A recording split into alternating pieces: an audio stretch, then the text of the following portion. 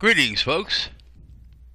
Today is Monday, December the 24th, 2018. I'm Tom Lina Weaver, and this is my commentary. Now, in several of these commentaries, I've said that I was going to eventually discuss the 9/11 attacks.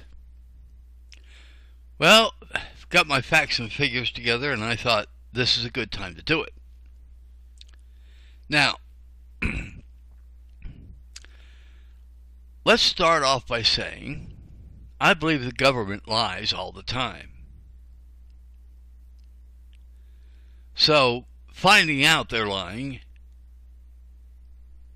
is no big deal.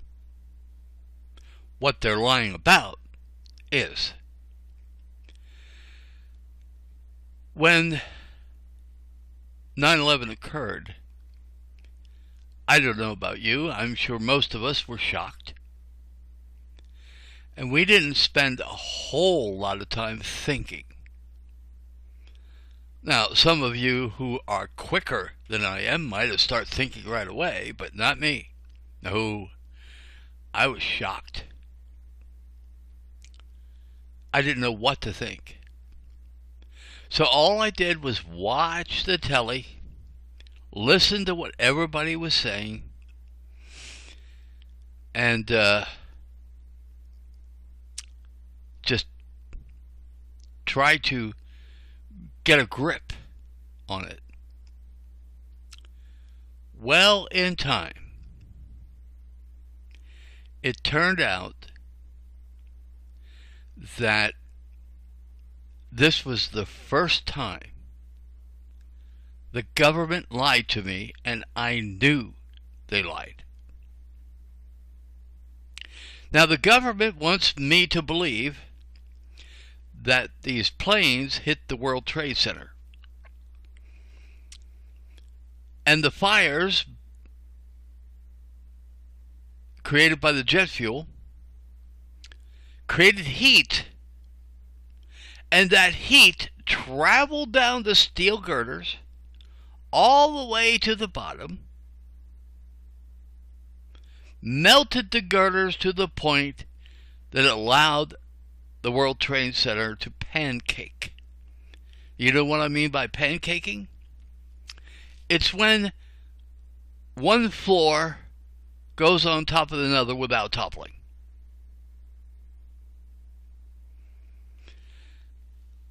And that's what we saw. Buildings 1 and Building 2 and Building 7 pancaked. Now, they're saying that the heat from the jet fuel caused that. I'm sorry, folks. That is a lie. Why do I know it's a lie? It's based on the laws of physics. The fact is, the laws of physics cannot be changed. For example, gravity. When an apple falls out of the tree, what makes it fall? Gravity. Now, you can defy gravity by building these great big metal containers filled with some kind of fuel, some kind of propulsion, so you can defy gravity. But eventually, you have to come down. That's just a fact. So, one of those laws of physics is that heat rises.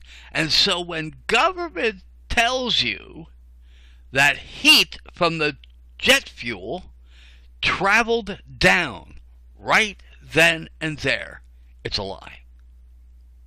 It doesn't happen. And so the heat could not travel down to the bottom, making the girders so weak that it allowed the buildings to pancake. That could not have happened. Now, that's just a fact. So the government has lied to us about what happened and how it happened. Did they also lie to us about who did it? Now, I will say, right off the bat, I don't know who did it. I have my suspicions, but suspicions are not fact. But I will share some facts with you that go into my suspicions. Number one, no Islamic country could have done this. Why do I say that? Well, when you take a look at the Islamic countries today, they're rather poor, aren't they? They certainly do not have the technology needed to do what happened on 9/11. They don't. If they don't have it today, they certainly didn't have it back then. I know a few countries that might have that technology. The United States is one of them. But Islam did not do this. Now, whoever did 9/11, if there were countries outside of the United States that did 9/11, they had to have help. Now, keep in mind, the government's lying about what happened and how it happened. That means there's another explanation of how those buildings pancaked. And this is another fact. You take a look at any film, any video of a controlled demolition. Any. And what happened to the World Trade Center looks exactly like it. So I am convinced that what happened to the World Trade Center was a controlled demolition. That's another fact. If it looks like a duck, it quacks like a duck, it has to be a duck. If it looks like controlled demolition, it has to be controlled demolition. All right?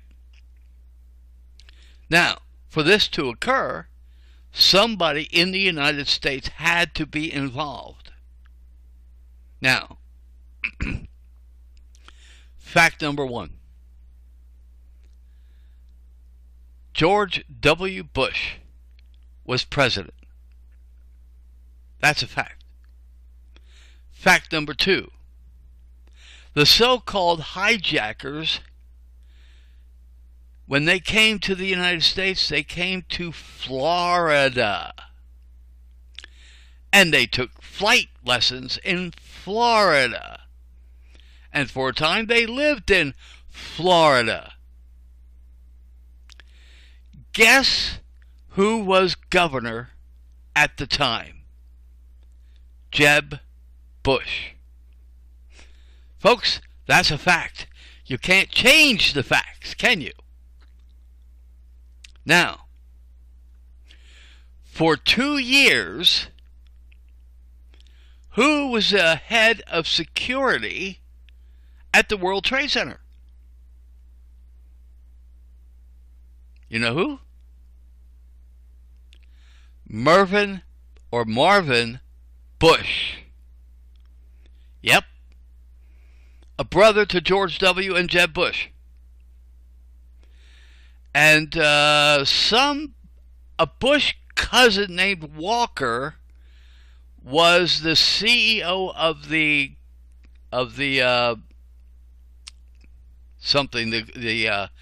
security company. He was the head of the security company in the United States. The security company actually was in Israel. And right now, the name of the security company slips me. All right. Okay, so you have a Bush president, a Bush governor in Florida, and a Bush in charge of security at the World Trade Center. In fact, he resigned September the 10th, 2001. Now, is that coincidental? So I maintain that there are Bush fingerprints on 9/11. Now, does that mean they're guilty of anything? No, not really. It could be all coincidental. So, am I blaming the Bushes? Well, what I believe and what is fact might be two different things. But I do believe that it's horribly coincidental that there were Bushes in place at the time when this was happening. And, there are various different other theories out there that I'm not going to go into right now because my time is almost up. But the fact is, Islam could not have done it. And the government lied. Those are two facts that I know. And it's that's why I'm in big favor of a new 9/11 investigation, and I think Congress should do it. And they should do it in open forum. I think they should bring the witnesses in and let them go at it. Let's talk about it. Let Congress do what they're supposed to do. Investigate. Anyway, so those are a couple things that I know about 9/11. And a couple things that just might be coincidental. But of course, I don't believe they are. That's my commentary. Thanks for listening.